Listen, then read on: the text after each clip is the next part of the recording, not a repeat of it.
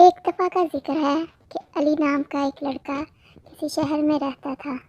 وہ بہت ہی محنتی اور ہونہار تھا۔ وہ پیپر شروع ہونے سے پہلے ہی اپنی تیاری شروع کر دیتا تھا۔ دن رات پڑھائی میں مگن رہتا اور ہر کسی کی بات مانتا۔ جب بھی اس کی ماں دیکھتی وہ رات کو پڑھ رہا ہوتا، وہ اس کو دیکھ کے بہت خوش ہوتی، بہت پیار کرتی اور اس کا بہت خیال رکھتی۔ اسکول کے بچے ایک لڑکے احمد کو پسند نہیں تھے کرتے۔ وہ اسکول میں ابھی نیا داخل ہوا تھا۔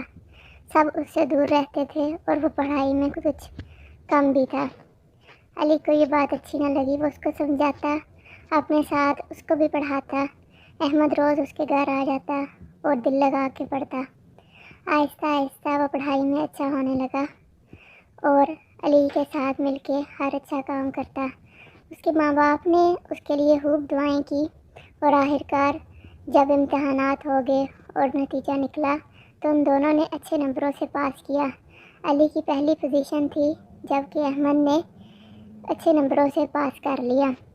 تمام استاد اس بات پر بہت خوش تھے کہ یہ علی کی وجہ سے احمد بھی پڑھنے لگ گیا۔